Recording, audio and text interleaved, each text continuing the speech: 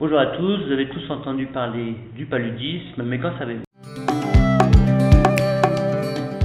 Premièrement, le paludisme est une maladie, ok, mais une maladie qui, il y a encore une dizaine d'années, faisait 1 million de morts par an. 1 million, c'est-à-dire l'équivalent du génocide rwandais. Aujourd'hui, ça va un peu mieux, on tourne autour de 400 000 décès par an. Au Mali, le paludisme est endémique, ce qui veut dire qu'il sévit de manière permanente. Alors, c'est pas tout à fait vrai, parce qu'au nord, on parle plutôt d'épidémies régulières, mais on simplifie. 400 000 décès, je disais, ça c'est pour la planète bien sûr. Au Mali, on tourne aux alentours de 800 morts par an. 800 quand même. 800 personnes qui meurent chaque année d'une maladie curable. Curable, vraiment? Eh bien oui, parce que contrairement à une croyance populaire, le paludisme se soigne. Mais j'y reviendrai. Avant de rentrer dans le vif du sujet, j'aimerais vous montrer quelques chiffres sur le paludisme au Mali. Là, vous voyez la part des consultations pour 4 paludistes tout au long de l'année sur les 4 dernières années. On voit bien une fréquence qui se dégage avec une augmentation qui commence en juillet avec les premières pluies et qui grimpe jusqu'à l'apogée en octobre pour redescendre comme elle est montée. On voit aussi et surtout que la part des consultations paludistes varie entre 30 et 70% du total des consultations avec une moyenne à 48%. C'est énorme. Imaginez le bond qualitatif que fera le système de santé le jour où l'on aura éliminé cette maladie. Ça veut dire qu'actuellement, le médecin qui est dans son bureau à voir ses patients sait qu'au moins 1 sur 3 sera un cas de paludisme. Non seulement c'est déprimant, mais c'est également pervers car ça fausse souvent le diagnostic d'autres maladies aux symptômes similaires. Ici, rapidement, pour vous montrer la répartition entre les cas simples et les cas graves, on voit bien apparaître à l'envers la fréquence précédente qui montre que pendant la période à risque, il y a une augmentation des cas graves. Pour faire simple, un cas grave, c'est un cas simple qui n'a pas été traité et qui se complexifie donc. C'est là que vient le risque de mortalité. D'où l'importance de prévenir l'infection, de la traiter le plus précocement possible et de réduire les facteurs de comorbidité, c'est-à-dire d'éviter de combiner des facteurs qui, ensemble, risquent d'entraîner la mort. Dernier graphique, la répartition des décès par tranche d'âge. On voit bien que les enfants de moins de 5 ans sont surreprésentés par rapport à leur nombre dans la société. Ok, fini les chiffres maintenant, passons au concret. Pour moi, il y a 3 choses à savoir sur le paludisme. Premièrement, comment ça s'attrape et comment on s'en protège. Deuxièmement, comment fonctionne la maladie pour en avoir moins peur et pour mieux anticiper. Et enfin, comment on le détecte et ce qu'il faut faire ensuite. Ça vous va? Bon alors, comment ça s'attrape?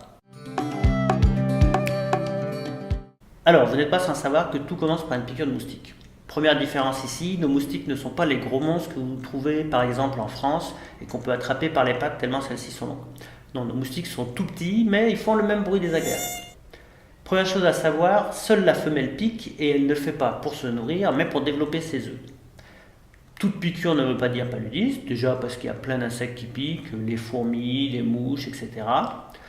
Seule la femelle du genre Anophele transmet le parasite. Si vous faites piquer par un moustique tique, par exemple, ça vous fera très mal, mais c'est tout. Alors, en tant que voyageur, on vous proposera généralement 2 solutions temporaires. Les anti-moustiques à appliquer sur le corps et sur les vêtements, et la prophylaxie. Donc ça, c'est un médicament qui prévient l'infection. Mais les 2 méthodes, de toute manière, ne sont viables que sur de courtes périodes de temps. La seule solution pour se protéger, la meilleure solution, c'est de ne pas se faire piquer. C'est d'ailleurs la recommandation officielle. Pour ça, il y a 2 outils principaux, donc la pulvérisation intérieure d'insecticides, pour se débarrasser non pas des parasites, mais des moustiques. On appelle ça pomper ici, parce que ça s'effectue à l'aide d'un pulvérisateur à pression manuelle. C'est très efficace, ça dure entre 3 et 6 mois. L'inconvénient, c'est que pour une zone géographique donnée, il faut qu'au moins 80% des habitations le fassent. Donc en dehors des campagnes de masse du gouvernement ou d'ONG, ça n'existe pas vraiment. L'autre inconvénient, c'est que les insectes développent des résistances à ces insecticides et donc il faut en changer régulièrement, ce qui suppose de se tenir au courant de l'évolution, etc. et que les commerçants qui vendent les produits soient dans la boucle également. L'autre outil, c'est les moustiquaires imprégnés d'insecticides longue durée.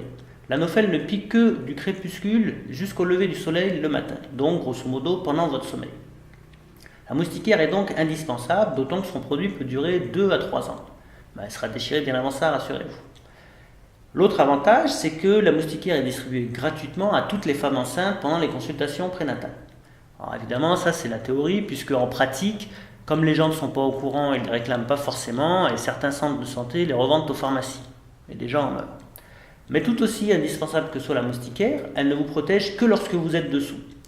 Donc de 19h jusqu'à votre heure de coucher, par exemple, vous êtes complètement exposé, de même quand vous allez aux toilettes pendant la nuit. Ça me rappelle quelque chose qui m'agace. À chaque fois que vous allez consulter pour un cas de paludisme et que le diagnostic se confirme, le médecin vous demandera si vous dormez sous moustiquaire et semblera complètement éberlué d'apprendre que oui, malgré le fait que vous ayez contracté le parasite. Comme si la moustiquaire était magique et vous protégeait en permanence. Donc pour tous ces moments hors moustiquaire, qu'est-ce qu'on doit faire? Eh bien, il faut éviter d'être piqué. Alors bien sûr, c'est plus facile à dire qu'à faire, mais il faut juste savoir ce qui attire les moustiques. Alors ce qui les attire, premièrement, c'est le CO2, le dioxyde de carbone, c'est-à-dire l'air que vous respirez. Ça, ils peuvent le détecter jusqu'à 20 mètres. Ils sont également attirés par la chaleur et l'humidité. Ils ne sont pas attirés par la lumière, mais plutôt par l'obscurité. Ils seraient attirés également par les vapeurs d'alcool. Mais surtout, ils sont attirés par vos phéromones. Les phéromones, c'est comme les phéromones, sauf qu'au lieu d'attirer vos semblables, ça attire des espèces qui vous veulent du mal.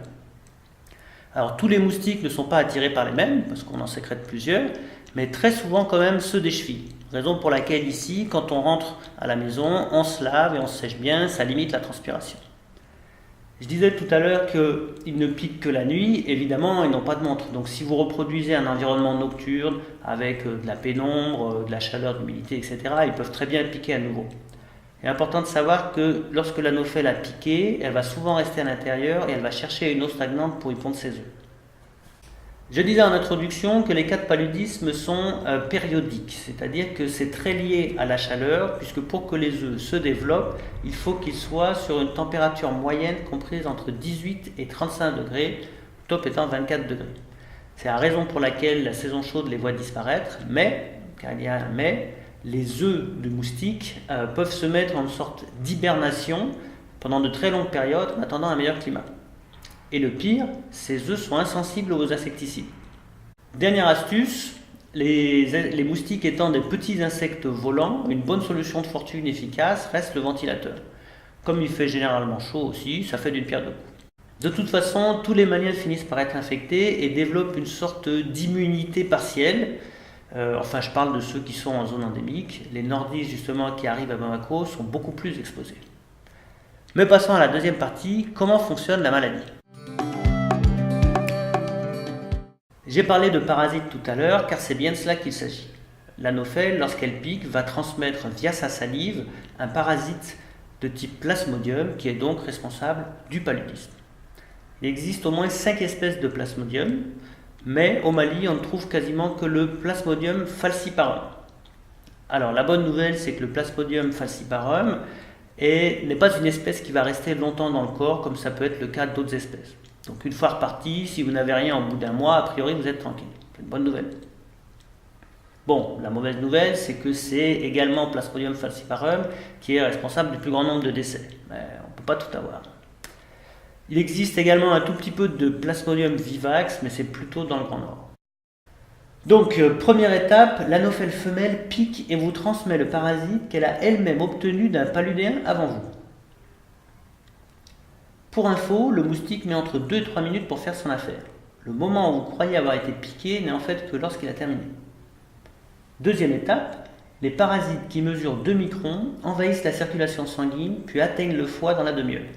C'est le début d'une crise de 6 jours qui voit les parasites se transformer en dizaines de milliers et s'agglomérer en trucs de 60 microns. Ensuite, les parasites envahissent les globules rouges, puis les font éclater et se multiplient tout en empêchant le corps de nettoyer le bordel.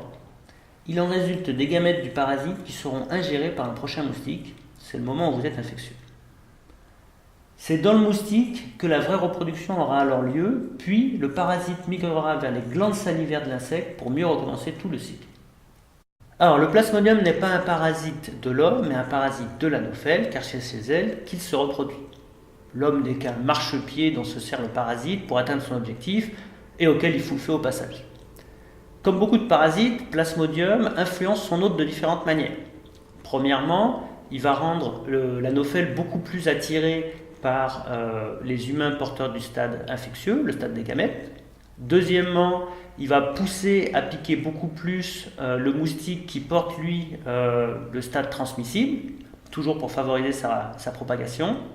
Et enfin, il va diminuer les chances de reproduction du moustique afin de prolonger sa vie pour qu'il ait le temps de piquer beaucoup plus, toujours pour favoriser sa propagation puisqu'il est assez monomaniaque. Donc si vous ne trouvez pas ça extrêmement flippant, peut-être que vous devriez re-regarder le film Alien. Passons maintenant à la troisième partie. Une fois infecté, qu'est-ce qu'on fait? Comme pour toutes les maladies, c'est un faisceau d'indices qui vous amènera à soupçonner un paludisme.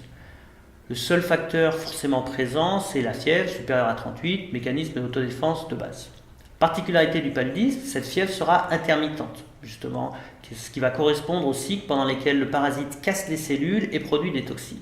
Donc vous allez alterner entre des phases de fièvre et pas fièvre, avec des durées variables, 2 jours, une journée, quelques heures. Autres symptômes, la photophobie, la crainte de la lumière, l'envie d'être dans une pièce sombre, ou les douleurs musculaires et articulaires, notamment au niveau du cou et des épaules. L'asthénie aussi, c'est-à-dire une fatigue généralisée, très très caractéristique.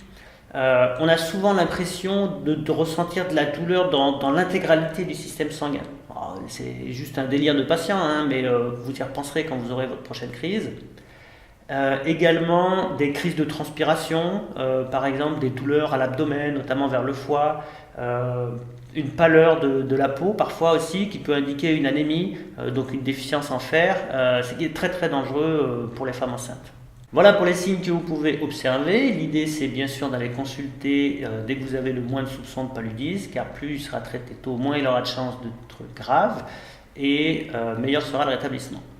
Dans les centres de santé, la procédure est de faire un test sanguin appelé goutte épaisse qui permet de vérifier la présence, le type et la concentration du parasite.